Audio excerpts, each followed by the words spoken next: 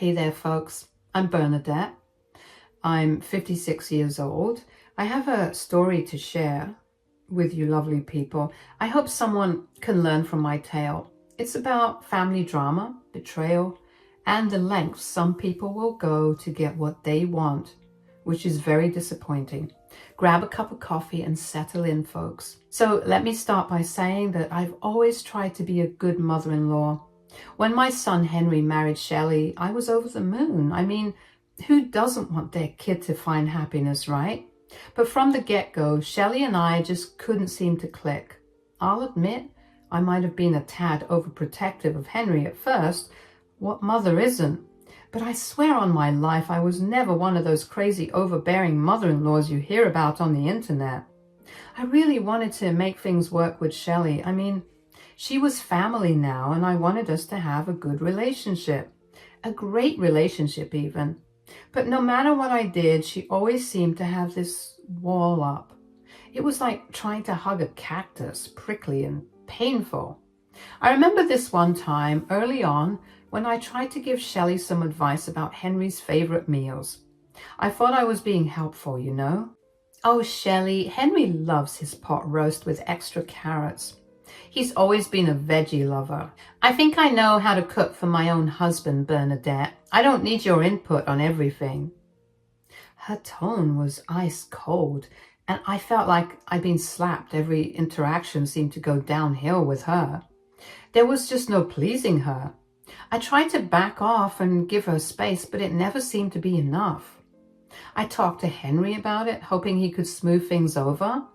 Poor guy was stuck in the middle, trying to keep both his mom and his wife happy. Henry, honey, could you maybe talk to Shelley?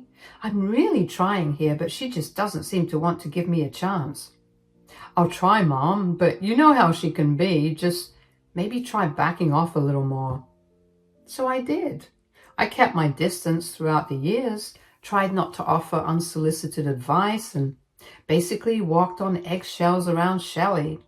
It was exhausting, but I did it for Henry's sake. I figured maybe with time, things would get better, but they never did.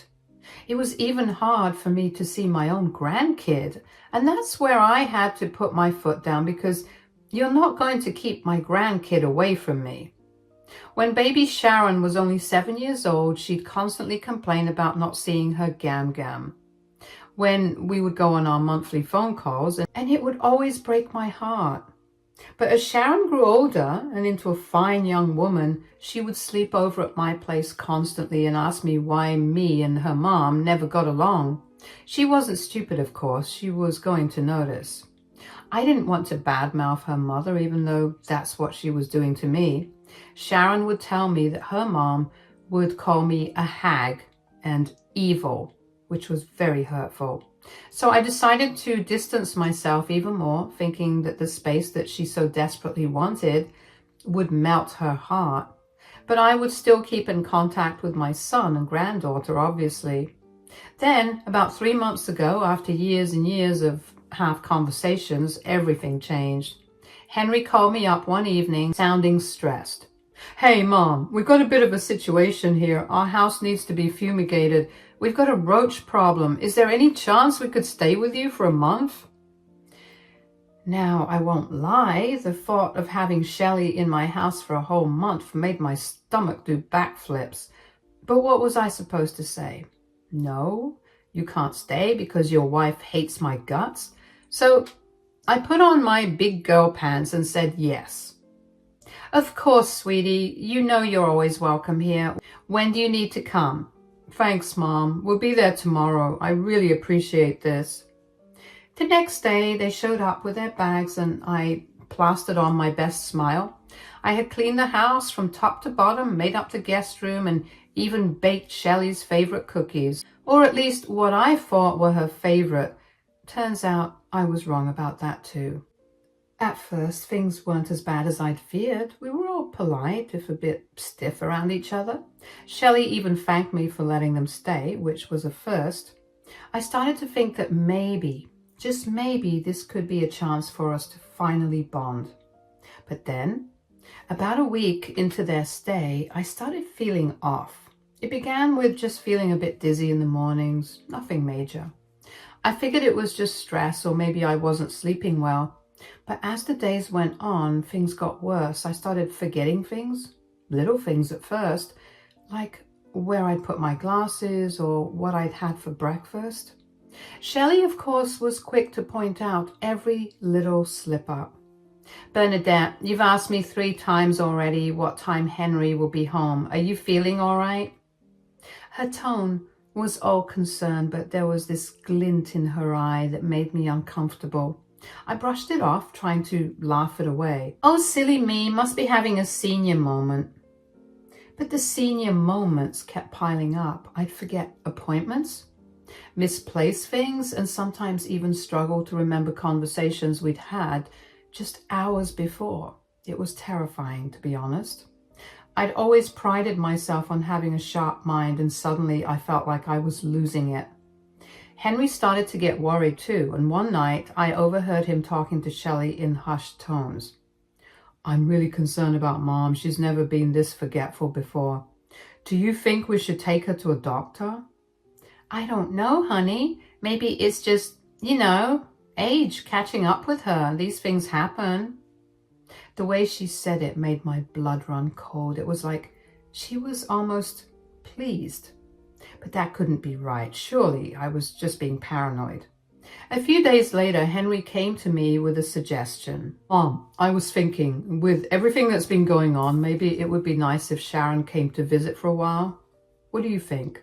I perked up at that. Sharon, my granddaughter, was my ray of sunshine. We'd always been close, and the thought of seeing her lifted my spirits immediately. Oh, Henry, that would be wonderful. When can she come? Oh, give her a call and see if she can come next week. It'll do you good to have her around.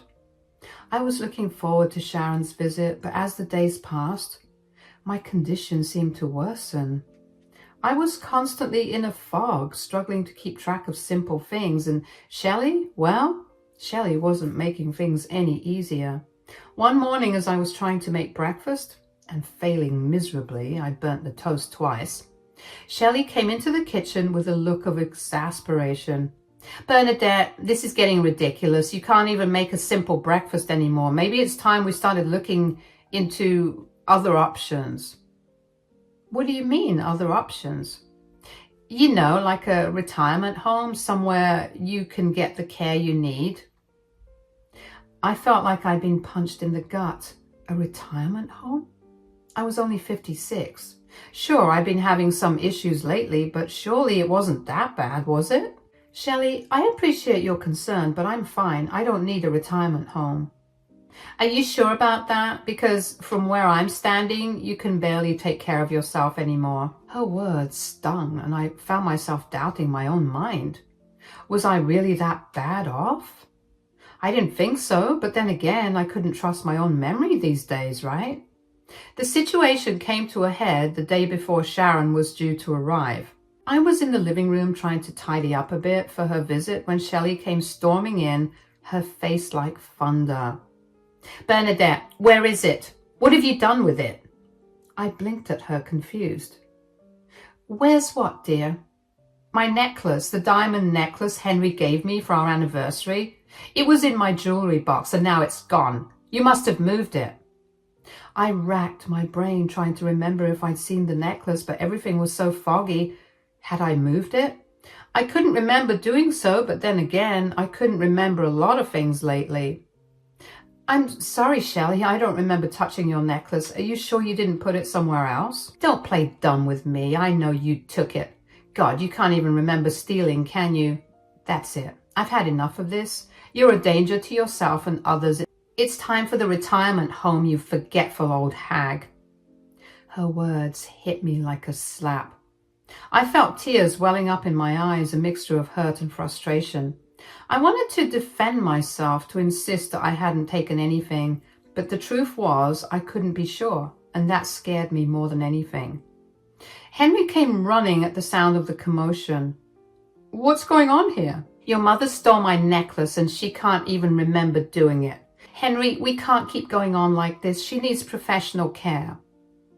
I looked at my son, silently pleading with him to believe me and to stand up for me. But I saw the doubt in his eyes, and it broke my heart. Mom, maybe Shelley's right. Maybe we should start looking into some options for your own good. I couldn't believe what I was hearing. My own son, ready to ship me off to a home because I was having a few memory issues? It felt like my whole world was crumbling around me. Please, Henry, I swear I didn't take anything. I'm fine, really. I don't need to go to a home. I'll look for it. Just give me a chance. But I could see that my words weren't getting through. They'd made up their minds, and I felt utterly powerless. The next day, Sharon arrived. She burst through the door like a whirlwind of energy, immediately wrapping me in a big hug. Gam Gam, oh, I've missed you so much. For a moment, all my worries melted away. Sharon had always been my little ray of sunshine, and having her there made everything seem a little brighter. Oh, sweetheart, I've missed you too. How was your trip? We chatted for a while, catching up on her life at college. It felt so good to have a normal conversation, to not feel like I was being judged for every word I said, but I could feel Shelley's eyes on us, watching our every interaction like a hawk. Later that afternoon, while I was resting in my room, these dizzy spells were really taking it out of me, I heard a commotion from the hallway. I got up to investigate and found Sharon standing there, holding a pill bottle, with Shelley looking like she'd seen a ghost. Mom, what are these? I found them in your bathroom cabinet. You didn't tell me you had some issues. What is it? Give them here, girl. I'm warning you. And you're going through these like they're Skittles. What the heck? Your prescription was from 3 weeks ago and they're almost done? Mom, are you bipolar? Why didn't you tell me? You know I'm studying psychiatry. I know that. Now give them here. I squinted at the bottle in Sharon's hand. The label read lorazepam, some kind of medication I wasn't familiar with. Who told you that you could go through my things? Those are private. I was just looking for some aspirin. Now tell me, why do you have these? I'm worried about you. These are like really strong anxiety meds. Does Dad know? Something clicked in my brain. Anxiety meds? Known to cause memory issues. Suddenly, all the foggy memories of the past few weeks came rushing back. The tea Shelley had been bringing me every morning, insisting it was a special blend to help me relax. The way she'd hover nearby, watching me drink it. I felt sick to my stomach as the realization hit me. Had Shelley been drugging me? Shelley, what have you been putting in my tea? The look on Shelley's face said it all. Guilt, shock, and a hint of defiance all warred for dominance in her expression. Henry, who had come to see what all the fuss was about, looked between Shelley and me, confusion evident on his face. I swear to God, it's like living with the Kardashians in this house. What's going on, Shelley? What with all the commotion? I repeated myself, being serious this time. Shelley, I asked you a question. What have you been putting in my tea? What's going on, Ma? Are you okay? I don't know what she means. Bernadette's confused, remember? She's been forgetting things. But her voice wavered, and I could see Henry wasn't buying it. Neither was Sharon, who was looking at her mother with a mixture of shock and disappointment. Mom, have you been drugging Grandma? The silence that followed was deafening. Shelley's face crumpled, and suddenly she was sobbing. I just wanted her gone. She's always been in the way, always trying to control everything. I thought if we could prove that she couldn't take care of herself anymore. I couldn't believe what I was hearing. All this time, I'd been blaming myself, thinking I was losing my mind, and it had all been Shelley's doing. Gaslighting, I think, is what the kids are calling it, right? Truly despicable behavior. The anger that welled up inside me was unlike anything I'd ever felt before. You drugged me? Made me think I was going crazy, all so you could get rid of me? Henry looked like he was about to explode. His face had turned an alarming shade of red, and I could see the veins popping in his neck, almost reminding me of his late father. Shelley, how could you? That's my mother, your children's grandmother. What the hell were you thinking? I'm sorry. I didn't mean for it to go this far. I just wanted some peace. I wanted our own life without her always being there judging me, trying to tell me how to live my life. Mom, that's insane. Grandma's never been like that. She's always been nothing but kind to us. You know this. I stood there, trembling with a mixture of rage and relief. Relief that I wasn't actually losing my mind, but furious at what Shelley had put me through. Get out. My voice was quiet but firm. Everyone turned to look at me. I want you out of my house, Shelley. Now. Shelley's eyes widened in panic. But we can't go home yet. The fumigation. That's not my problem. You drugged me, gaslit me, and tried to have me put in a home. I don't care where you go, but you're not staying here another minute. Henry nodded, his jaw set in a hard line. Mom's right. Pack your things, Shelley. We're leaving. Henry, please. I'm sorry. I'll do anything to make it right. Please don't do this. But Henry wasn't having any of it. He turned to Sharon. Sharon, honey, can you help your mom pack? I need to talk to Grandma for a minute. As Shelley and Sharon headed upstairs, Henry turned to me, his eyes full of remorse. Mom, I'm so sorry. I should have known something wasn't right. I should have believed you. I pulled my son into a hug, feeling the tension in his body. It's okay, sweetie. You couldn't have known, but now we do, and we'll deal with it. I don't know what's going to happen with Shelley and me after this, but I want you to know you'll always have a place with us, with me and the kids. You're not going anywhere. Not if I can help it. I just can't believe this. I felt tears welling up in my eyes, but this time they were tears of relief and love. Thank you, Henry. That means the world to me. We spent the next hour in a flurry of activity. Shelley packed her things in silence, avoiding eye contact with everyone. Sharon kept shooting disappointed looks at her mother, while Henry just looked lost and angry. Sharon decided to stay with me, just so she could look after me and make sure I was doing okay. We also planned on going to the hospital to check my blood to make sure I was doing okay, because with the way she was dosing me, I probably could have incurred some proper damage. As they were about to leave, Shelley made one last attempt at reconciliation. Bernadette, please. I know what I did was wrong, but can't we work this out for the sake of the family? I looked at her, this woman who had caused me so much pain and doubt over the years. Part of me wanted to forgive her, to try and salvage some kind of relationship for Henry's sake. But then I remembered the fear and confusion of the past few weeks, the feeling of losing control of my own mind.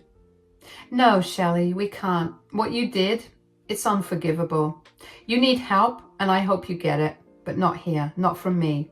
I hope you have enough money, because I'm going to sue you if the doctors give me any bad news. You're lucky I'm not calling the cops as we speak. Now, get out of my sight, you stupid, stupid girl. With that, they left. Henry promised to call me later, promising to give Shelley an ear lashing she'll never forget. Honestly, it might sound selfish to say, but I hoped he got a divorce, because this is unforgivable behavior. Once they'd figured out where they were going to stay, I told Henry he was more than welcome to stay himself, but he said that he needed to go with Shelley so that they could have a long, hard conversation about everything. I felt so bad for my baby, obviously being torn between his mom and his wife. I was just glad that Sharon was staying with me. I didn't really want to be alone right then. As I watched the car pull away, I felt a strange mix of emotions. Sadness for what my son and grandchildren would have to go through, anger at Shelley for her betrayal, but mostly I felt relief. Relief that the fog had finally lifted and that I could trust my own mind again. That night, as Sharon and I sat on the porch swing, sipping tea, that I had made myself, thank you very much, she turned to me with a serious look on her face. Grandma, are you really okay after everything that happened? I thought about it for a moment before answering. You know what, sweetie, I think I am. It's been a hell of a ride, but I'm tougher than I look. And now that I know what was really going on, I feel like I can finally breathe again. Sharon squeezed my hand, her eyes shining with admiration. You're amazing, Grandma. I don't know how you can be so strong after everything Mom did to you. I chuckled, patting her hand. Oh, honey, when you get to be my age, you learn to roll with the punches. Plus, having you here helps more than you know. We sat in comfortable silence for a while, watching the sunset. I couldn't help but think about how much had changed in just a few short weeks. From thinking I was losing my mind to discovering a plot worthy of a soap opera. It had been one wild ride. The next morning, Henry called. He sounded exhausted, like he hadn't slept a wink. Hey, Mom, how are you holding up? I'm doing okay, sweetie. How about you? Where did you end up staying? We're at a hotel for now, Mom. I don't know what to do. Shelley's a mess. She keeps crying and begging for forgiveness, but I just can't get past what she did to you. I can't even look at her the same. She slept in bed while I slept on the couch. I don't know what to say, Ma. I'm disgusted. I sighed, feeling a pang of sympathy for my son. As angry as I was at Shelley, I knew this had to be tearing Henry apart. Oh, Henry, I'm so sorry you're caught in the middle of all this. What are you thinking of doing? Honestly, I'm thinking about divorce. I mean, how can I trust her after this? She drugged my mother, for crying out loud. His words hit me like a ton of bricks. Divorce? I knew things were bad, but I hadn't expected it to come to that. Honey, that's a big decision. Are you sure that's what you want? I don't know what I want anymore, Mom. I just know I can't look at her the same way. And the kids. God, how am I going to explain this to the kids? My heart ached for my son and grandchildren. They don't deserve to have their lives turned upside down like this. Whatever you decide, Henry, I want you to know that I support you, and those kids will always have a home with me if they need it. Thanks, Mom. That means a lot.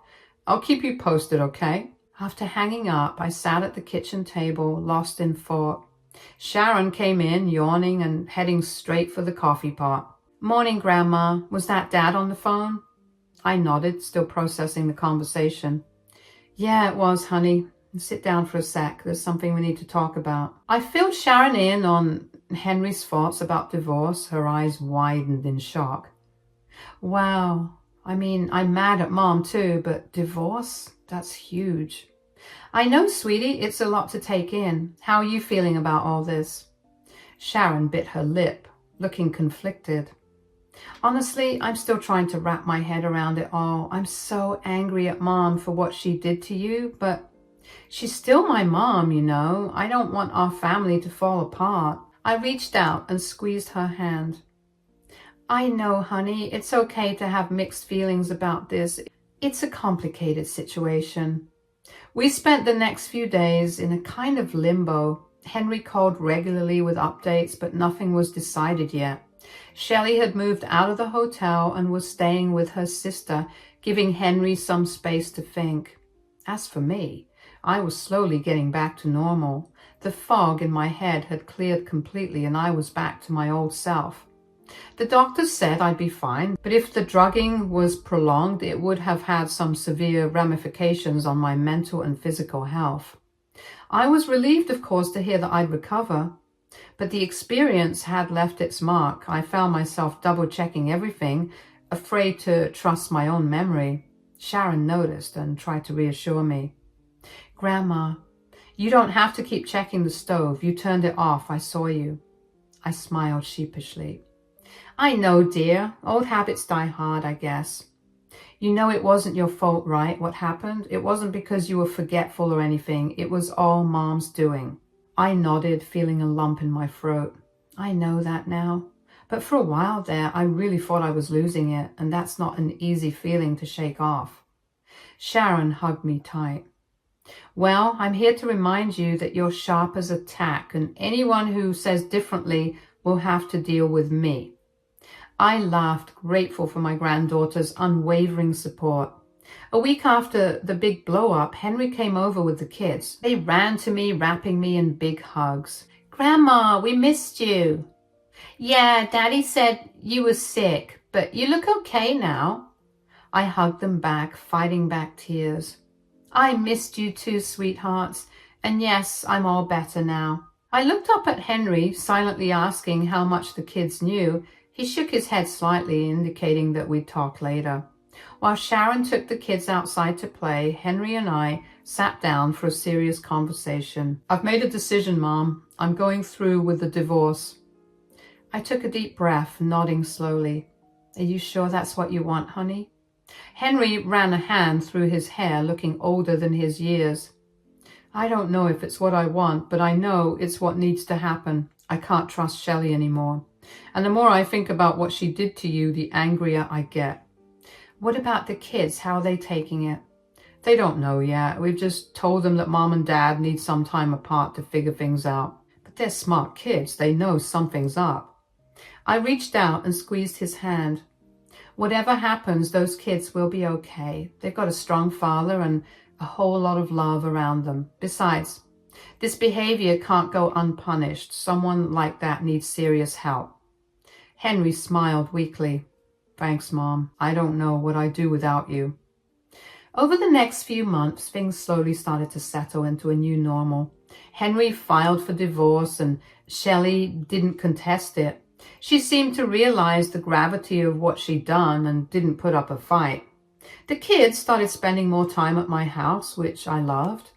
It gave Henry some breathing room and allowed me to be there for my grandchildren during this difficult time. One day, as I was helping Lily with her homework, she looked up at me with those big, innocent eyes. "Grandma, why doesn't Mommy live with us anymore?" My heart clenched. I knew this question would come eventually, but it still caught me off guard. "Well, sweetie, sometimes grown-ups have problems that they can't fix. Your Mommy and Daddy love you very much, but they need to live apart for now." "Is it because Mommy did something bad?" I hesitated, not wanting to vilify Shelley, but also not wanting to lie. "Your Mommy made some decisions, honey, but that doesn't mean she doesn't love you." Lily seemed to accept this, going back to her homework, but I could see the wheels turning in her little head. As for Shelley, I hadn't seen or spoken to her since that fateful day. Part of me was curious about how she was doing, but a bigger part of me was still too hurt and angry to reach out. Even now, after everything has gone down, I wake up early just to think. Perhaps because I'm checking to see if my memory is still okay, but also just because of the trauma I went through. For the past month, that's all I've been doing, thinking. I thought about Henry navigating his new life as a single dad, about Sharon, who had been my rock through it all, about Tommy and Lily, innocent victims in an adult drama, and yes, even about Shelley, who had lost everything due to her own actions. Life had thrown me one hell of a curveball, that was for sure. But I was still standing, still fighting, because at the end of the day, I am Bernadette, mother, grandmother, survivor. And nothing, not even a scheming daughter-in-law with a bottle of pills, could take that away from me.